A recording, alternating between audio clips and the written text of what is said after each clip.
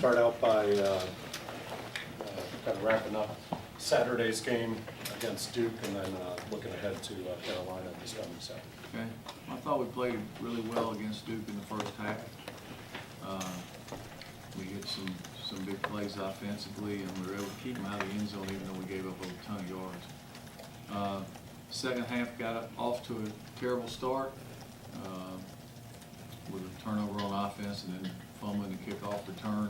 We got behind the 8 ball. We had a hard time slowing them down after that, but fortunately we made enough plays to come out and win the game. And anytime you win in the league, it's a good win. So now we get ready to go on the road and play a top 20 team in North Carolina that's very explosive and very talented. Okay. Questions for Coach Johnson? Please be sure to get a microphone for you. What was it that you think made it so successful on offense last week, and that could you also probably carry that on over into this week's game? Well, we've been playing pretty good offensively for the last 3 weeks. I mean, I don't look at a lot of stats sometimes, but Andy pointed out on the radio show last night, you know, we're averaging, I think, about 6.5 yards a play, which is pretty good. That's way up from where the start of the season, which tells you that the last 3 or 4 games it's been closer to 8 or 9 yards a play. So hopefully we can carry that momentum and keep it going into the game. You're facing one of the top quarterbacks in the country. They throw the ball a lot. Well, this will be probably maybe the toughest test of the year for your secondary. Yeah, he completes a high percentage. I think that clearly he's very accurate. He knows what he wants to do on offense. The nature of their offense, they have a lot of checkdowns and a lot of guys, so their quarterbacks are going to complete a high percentage. But, you know, he's very talented. He's been in the program for a long time, and he understands what they're trying to do and knows what he wants to do. Paul, when the offense is playing well over a period of games, really 3 now, and Justin's playing as well as he is and as efficiently as he is, do you grow your playbook? Not really. I mean, it is what it is. We just kind of, we have a system that's pretty similar to week to week, and we never know which part of it we're going to use in the game until we see how they line up. I mean, you practice, you have an idea, and we'll have tweaks every week, and we'll have plays for certain defenses. But I think that's one thing that enables us to get better historically through the year is we do the same thing over and over. And so the execution is better. You're not going to trick anybody. That's a big misnomer in that, you know, you're going to go into the game and all of a sudden this week you'll run the BYU passing offense, and then next week you'll be in the wishbone, and next week you'll be doing, I mean, yeah, you might trick them, but you don't trick yourself more than that. So I think it's just a matter of execution, and you know, Justin's playing better right now. When the quarterback plays better, it makes everybody better. Speaking of Justin, this is a 2-part question. Does he have any more freedom to check out of a play now than he ever has in the past? And what's an average number of times he might check out of a play in a game? 4 or 5. No, normally he's checking the same play the other way. But, you know, I trust him. He's got a pretty good, you know, he's not going to check runs to passes, although we had one last week for a touchdown, but that was built into the game plan with a certain look. We checked the pass that Clinton called, and he did a good job with that. But, you know, we might have a toss call, and if the guys are really wide, he'll check an inside run or something like that. But that's like all quarterbacks. I mean, that's not really a whole lot different. I think he understands the offense and knows what we want to do, though. Moral, Justin, what's it like when you're facing a 3rd and long and you see him go into his escape artist mode, reversing direction and running crazy? What's that like for you to watch from your view? Well, it's good when he's got an opening. It's not good when they hand him in. So, you know, he made a couple of plays scrambling there in the 4th quarter.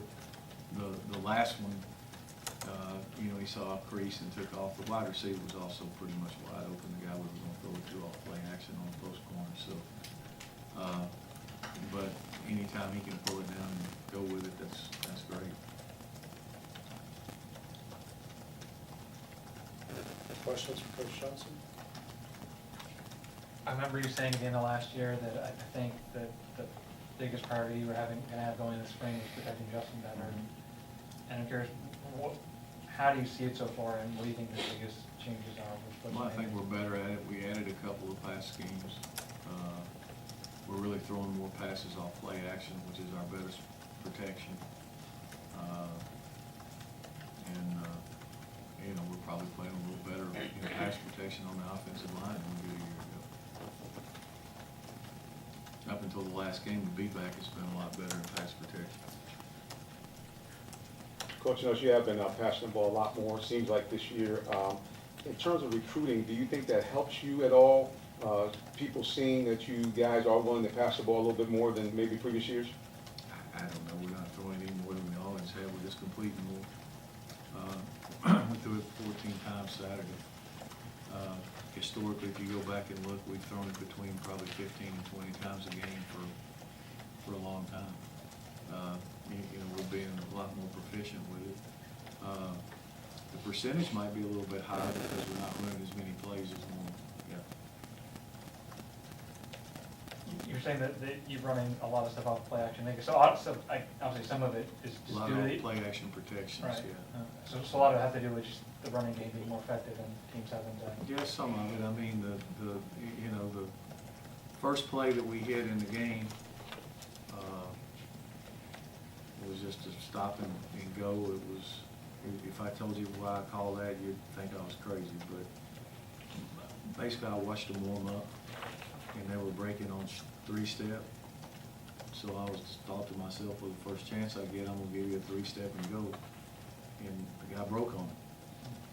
So the one to Ricky was just a half roll. It was a drop back, the deep one. And when the Clinton was a half roll, but it was a check against the safety down in the box. All the rest were pretty much play action. So like you were saying, you're watching the Duke defensive backs warm up? That's a typical thing you do during pregame. Sometimes, if they do it right in front of me, yeah. I want to make sure I understand, like, you'll do play action pass protection even if it's not play action? Sometimes for the protection. Our play action pass protection is 7-man protection. Our drop back is 6-man protection. Depends on what play action it is. Here's two, Friday seems like he's playing better, and obviously he had a lot on his plate last year. How much does him, like, how's he doing as far as making checks and doing his job? They don't make a lot of checks up there. But he's playing well. I mean, certainly it's good to have an experienced guy because the rest of those guys up there haven't played much. You got 2 true freshmen on the left side starting. Brian started the last game. He's a sophomore. And Andrew Marshall, I guess, is a junior, but, we roll guys in there. Trey played in there some, and different guys. So Trey's a sophomore. So a lot of young guys playing on the offensive line.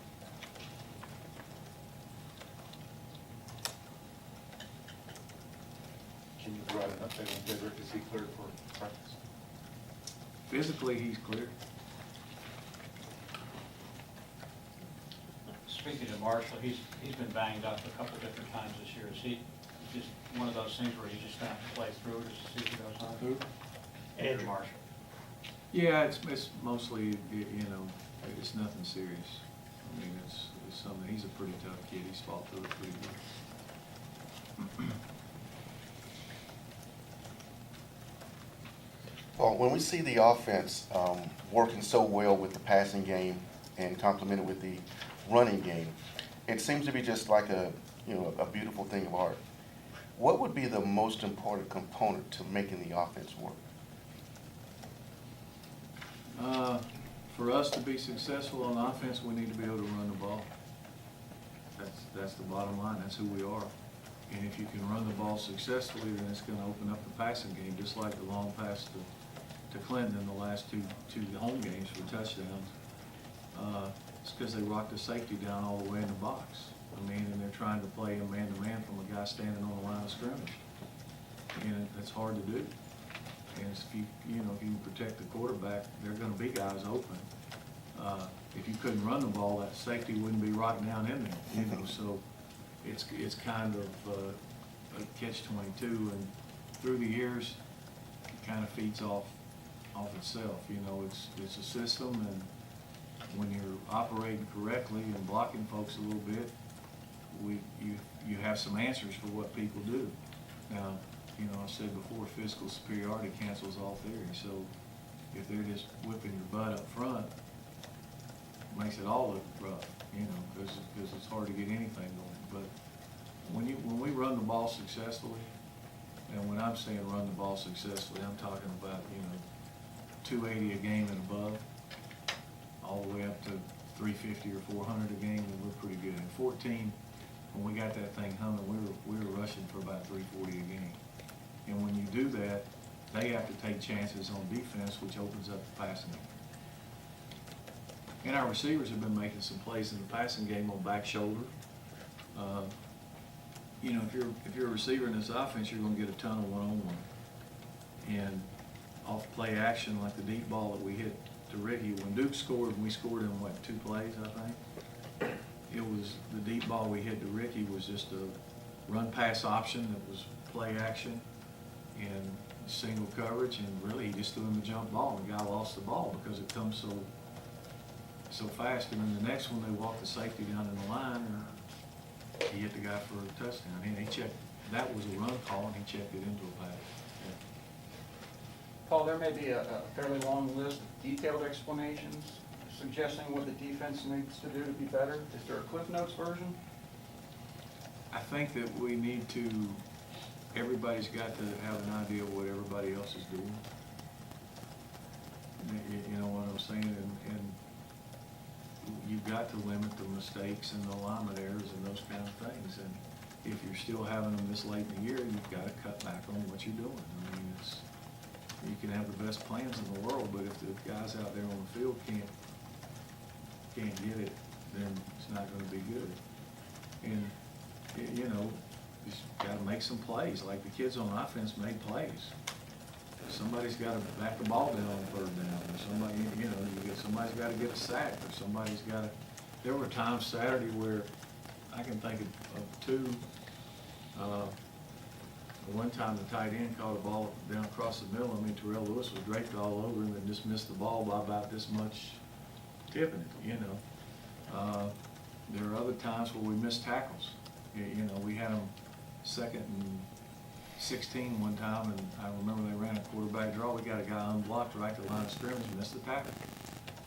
It's like those kind of things. And when it's going, once it starts going, it just seems like it steamrolls and nobody can make a play to get you off the field. Now, having said that, we did get a couple of 4th down stops. We got a couple of turnovers. At the end of the game, we got a 3rd down stop when Antonio tipped the ball. So it wasn't all bad. I mean, but yeah, we should be able to play better than we play. Couple more for Coach. Coach, considering that this is only your 2nd true road game, are there any, I would say Ireland was a true road game. I would definitely agree. Some people it wasn't, but to others it would be considered a pretty good road game. Do you, like, what, in regards to it being on the road, to a conference opponent, do you have any specific uncertainties or what kind of challenges that may possibly bring, considering? Not really. We haven't, that's never been an issue here, I don't think. I mean, I've never looked at it anywhere I coach. Sometimes you got a noise factor.